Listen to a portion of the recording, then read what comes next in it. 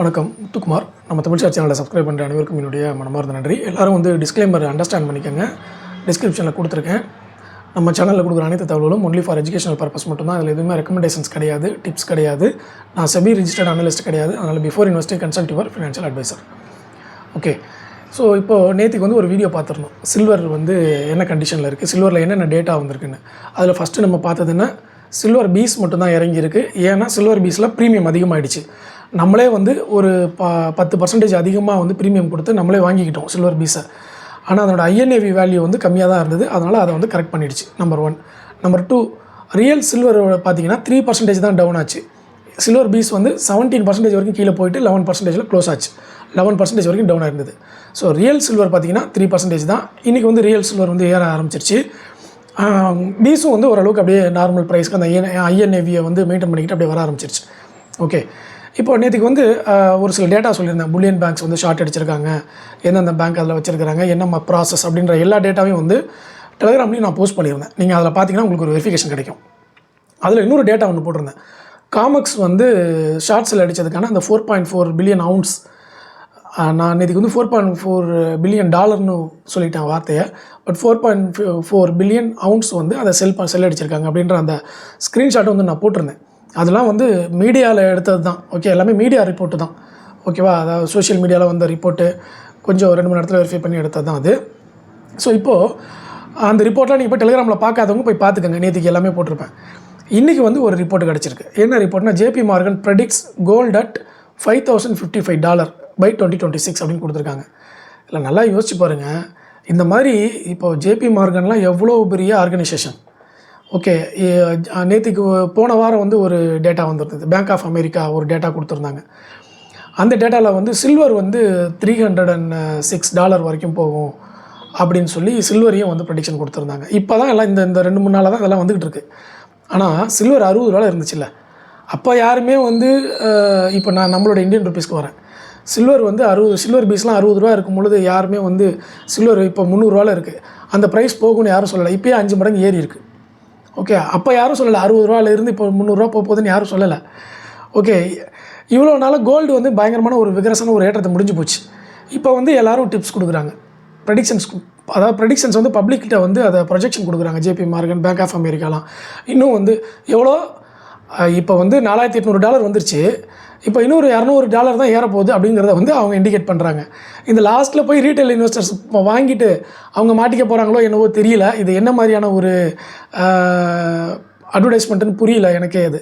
ஏன்னா கம்மியாக இருக்கும்போது சொல்லலை, நல்லா ஏறி முடிச்சதுக்கப்புறம் இப்போ வந்து இன்னும் கொஞ்சம் 10% ஏறுங்க அப்படின்னு சொல்கிறதுல வந்து என்ன இருக்க போகுது? ஒன்றும் இல்லை, 4,800 வரைக்கும் ஏறிடுச்சு. இன்னும் 200 புள்ளிகள் அப்படின்ற $200 ஏறும் அப்படின்றது வந்து 4,800ல் எத்தனை பர்சன்டேஜ் வருது பார்த்து பாருங்கள். 10% கூட இல்லை இல்லையா, ஒரு 5% தான் கொடுத்துருக்காங்க. அந்த 5% யாருக்காக ஹூக் போட்டு இருக்கிறாங்கிறத நம்ம யோசிக்கணும். மேபி ரியல் டார்கெட்டானு எனக்கு தெரியலை. ஓகே, நம்ம பாயிண்ட் ஆஃப் வியூவில் மட்டுமே பேசக்கூடாது. ஜேபி மார்கன் வந்து உண்மையிலேயே வந்து அவங்க ரியல் டார்கெட்டை வந்து நமக்காக சொல்கிறாங்களாங்கிறது எனக்கு தெரியல. ஆனால் இதுக்கு முன்னாடியே சொல்லியிருக்கலாம் அப்படிங்கிறத நான் யோசிக்கிறேன்.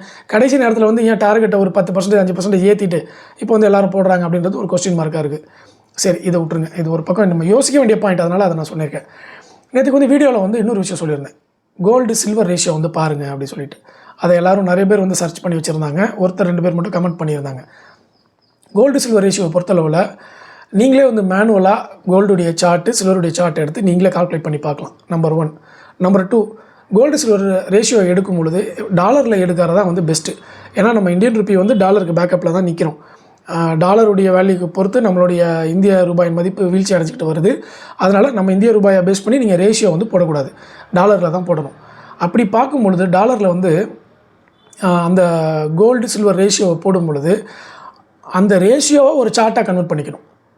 ஓகேவா, அந்த சார்ட் வந்து நான் உங்களுக்கு டெலிகிராமில் போஸ்ட் பண்ணுறேன். இந்த வீடியோ முடிச்சுட்டு ஒரு 2 ஹவர்ஸ் கழிச்சு அந்த சார்ட்டையும் நான் வந்து டெலிகிராமில் போஸ்ட் பண்ணுறேன். நீங்கள் பாருங்கள், டாலரில் கோல்டு சில்வர் ரேஷியோ வந்து என்ன மாதிரி ஒரு பேட்டர்னில் ஃபார்ம் ஆகிருக்கு அப்படின்றத. ஸோ இப்போ நார்மலாக வந்து நம்ம ப்ரைஸ் ஆக்ஷன் பேட்டர்ன்ஸ் போடுவோம். எப்படி போடுவோம்? ஒரு சிமெட்ரிக்கல் ட்ரையாங்கிள் பேட்டர்ன் போடுவோம். இல்லை சப்போர்ட் அண்ட் ரெசிஸ்டன்ஸ் வந்து நம்ம ட்ரா பண்ணுவோம். ஸோ அந்த மாதிரி இந்த ரேஷியோவில் கோல்டு சில்வர் ரேஷியோவில் சப்போர்ட் அண்ட் ரெசிஸ்டன்ஸை வந்து ட்ரா பண்ணி நமக்கு வந்து மீடியாவில் ரிப்போர்ட் கொடுத்துருக்காங்க. மீடியானா சோஷியல் மீடியாவில்.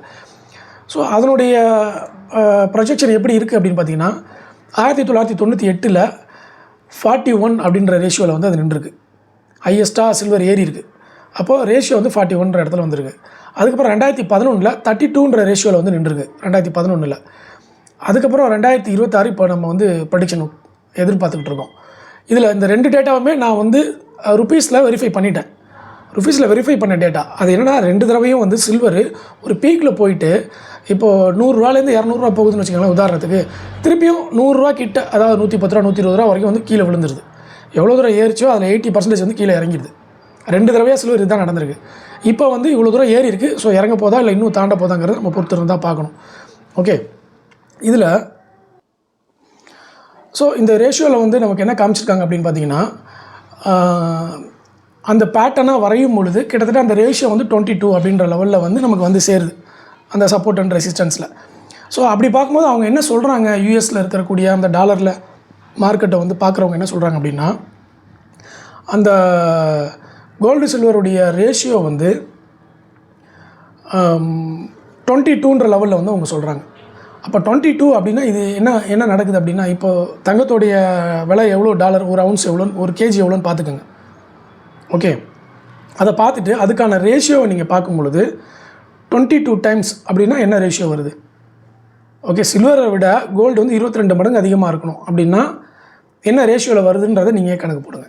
இப்போ வந்து 5000 எவ்வளோவில் இருக்குது, நமக்கு 4800 சம்திங்கில் இருக்கு இல்லையா, 4800 சம்திங்கில் 4800 இல்லை 5000 வச்சுக்கோங்க. 5000னா அது வந்து சில்வரோடைய வேல்யூலேருந்து 22 மடங்காக இருக்கணும் அப்படிங்கிறத வந்து சொல்கிறாங்க. அந்த சார்ட் வந்து நான் உங்களுக்கு டெலிகிராமில் போடுறேன், நீங்கள் ஜஸ்ட்டு பாருங்கள் என்ன மாதிரிலாம் silver gold to silver ratio வந்து நீங்களே கூட போட்டு பாருங்கள். கூகுளில் போய்ட்டு கோல்டு டு சில்வர் ரேஷியோ அப்படின்னு சொல்லி போட்டு பார்த்தீங்கன்னா அந்த ரேஷியோ வரும். அந்த ரேஷியோ வச்சு நம்ம வந்து அதை கணக்கு போட்டுக்க முடியும், கால்குலேட். இது ஃபுல்லாக மேத்தமெட்டிக்கல் கால்குலேஷன் தான். ஓகேவா, நீங்கள் வந்து கால்குலேட் பண்ணிக்க முடியும். ஸோ அப்படி பார்க்கும்போது அந்த பேட்டர்ன் வைஸ் வரையும்போது அது எங்கே போய் நிற்கிதுன்னா, அந்த கோல்டு டு சில்வர் ரேஷியோ 22ல் போய் நிற்கிது. ஓகேவா, 22னா அப்போது அது வந்து என்ன பண்ணுதுன்னா, அந்த பேங்க் ஆஃப் அமெரிக்கா போட்டிருக்காங்க பாருங்கள், அதை பேஸ் பண்ணி தான் பேங்க் ஆஃப் அமெரிக்கா வந்து என்ன போட்டிருக்காங்க, $300 வந்து போகும்னு சொல்லி பேங்க் ஆஃப் அமெரிக்கா அதை போட்டிருக்காங்க. ஓகே, ஸோ அது ஒரு கன்சிடரேஷன் நம்ம பண்ண வேண்டிய டேட்டா. 2வது டேட்டா வந்து நான் இப்போ சொன்ன பாருங்கள், இதுக்கு முன்னாடி ரெண்டு தடவையுமே சில்வர் ஒரு பீக்கில் போயிட்டு திருப்பி 70 to 80% கீழே இறங்கிடுது. ஸோ அந்த இடத்த கன்சிடர் பண்ணும்போது நமக்கு ஒரு பயம் வருது, இந்த இடத்துல நம்ம உள்ளே போகலாமா வேணாமா, உள்ளே போகலாமா வேணாமான்னு. ஏன்னா ஆல்ரெடி வாங்கியிருக்கோம்னா பரவாயில்ல, இப்போ போய் பல்காக போய் வாங்க முடியாதுல்ல. வாங்கிட்டு திடீர்னு 50% இறங்குச்சுன்னா பயப்படுவாங்கள. 2வது இப்போ வந்து என்ன சொல்கிறாங்கன்னா, சில்வர் வந்து கிட்டத்தட்ட 5th வேவில் இருக்குன்றாங்க. ஓகே, 5th வேவா 4th வேவா இருங்க, அது கூட டேட்டா கிடச்சிது எனக்கு.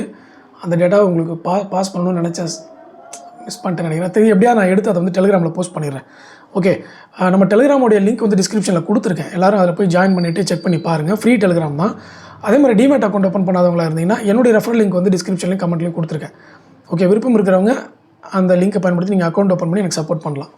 ஓகே, ஸோ அப்போது அந்த கோல்டு டு சில்வர் ரேஷியோ அப்படிங்கிறது எங்கே வருதுன்னா, அந்த பேங்க் ஆஃப் அமெரிக்கா சொன்னால் அந்த ப்ரைஸ் கிட்ட தான் வந்து வருது. ஸோ அதனால தான் அவங்க என்ன பண்ணுறாங்கன்னா, $300 வந்து சில்வர் தோடும் அப்படின்ற மாதிரி அவங்க அதை போடுறாங்க. ஸோ இதுதான் வந்து யூஎஸில் பரவலாக நடந்துகிட்டு இருக்கக்கூடிய calculation. Gold to silver ratio வந்து 22, அட்லீஸ்ட் 25 வந்தால் கூட நமக்கு $200 தோடணும், $250 தோடணும் தான் சில்வரை வந்து பயங்கரமாக அவங்க புஷ் பண்ணிட்டு வர்றாங்க அமெரிக்காவில். ஸோ இதுதான் தகவல், இதுதான் டேட்டா. இனிமேல் நீங்கள் என்ன ப்ரெடிக்ட் பண்ணுறீங்கிறத வந்து நீங்கள் உங்களுடைய ஓனான உங்களுடைய ரிஸ்க்கை வந்து நீங்கள் செக் பண்ணி பார்த்துக்கோங்க. ஒருவேளை வந்து சில்வர் போகாது இறங்கும் அப்படின்னு நீங்கள் பயந்தீங்கன்னா அதுக்கேற்ற மாதிரி ஸ்டெப் எடுத்துக்கணும். இல்லை சில்வர் இன்னும் மேலே ஏறும், அந்த ரேஷியோ 22ன்றது பெட்டராக தானே இருக்குது, அப்போ நம்ம போகலாமே அப்படின்னு உங்களுக்கு தோணுச்சுன்னா அந்த ரிஸ்க்கு நீங்கள் தான் எடுக்கணும். ஓகேவா, ஸோ எப்படி இருந்தாலும் ரிஸ்க் டேக்கர் நம்ம தான். அவங்க ஒரு அனௌன்ஸ்மெண்ட்டில் பாக்ஸ் போட்டு போயிடுவாங்க, அனௌன்ஸ்மெண்ட் கொடுத்துட்டு போயிடுவாங்க. ஸோ அதனால் கேர்ஃபுல்லாக வந்து எல்லாத்தையும் பாருங்கள். ரொம்ப அக்ரெசிவாக வந்து எதுலேயும் போகாமல் கொஞ்சம் போரிங்காகவே வந்து பண்ணுங்கள் எதுவுமே. நான் ஆல்ரெடி சொல்லியிருக்கேன் இல்லையா, நல்ல இன்வெஸ்ட்மெண்ட்ஸ் வந்து போரிங்காக இருக்கும். வாரன் பஃபெட்டாக தான் சொல்லியிருக்காரு, நல்ல இன்வெஸ்ட்மெண்ட் வந்து போரிங்காக இருக்கும். அந்த மாதிரி இருக்கணும். ரொம்ப அக்ரெசிவாக பரபரப்பாக போனீங்கன்னா அந்த இடத்துல ஏதோ ஒரு விஷயத்தை நம்ம மிஸ் பண்ண போகிறோம் அப்படின்ற மாதிரி இருக்கும். அதனால் ஸ்டேபிளாக ரொம்ப ரிஸ்க் மேனேஜ்மெண்ட்டெல்லாம் புரிஞ்சுக்கிட்டு கரெக்டாக போங்க. ஆஸ் பர் த ரெகுலேஷன் நமக்கு என்னென்ன கொடுத்துருக்காங்களோ அதெல்லாம் வந்து ப்ராப்பராக ஃபாலோ பண்ணிக்கோங்க. ஓகே, ஸோ நம்ம வந்து இன்னும் உங்களுக்கு என்னென்ன கொஸ்டின்ஸ் இருக்கோ அதெல்லாம் வந்து கமெண்ட்டில் பதிவு பண்ணுங்கள். அடுத்த வீடியோவில் நான் வந்து அதையும் எக்ஸ்பிளைன் பண்ணுறேன். போன வீடியோக்கு நிறைய பேர் கொஸ்டின்ஸ் போட்டிருக்கீங்க, எல்லா கொஸ்டின்ஸையும் எடுத்து வச்சுருக்கேன். நம்ம அடுத்த வீடியோவில் வந்து இதே மாதிரியே நான் எல்லா கொஸ்டின்ஸையும் வந்து உங்களுக்கு படித்து ஆன்சர் சொல்கிறேன். ஓகே, நன்றி, வணக்கம்.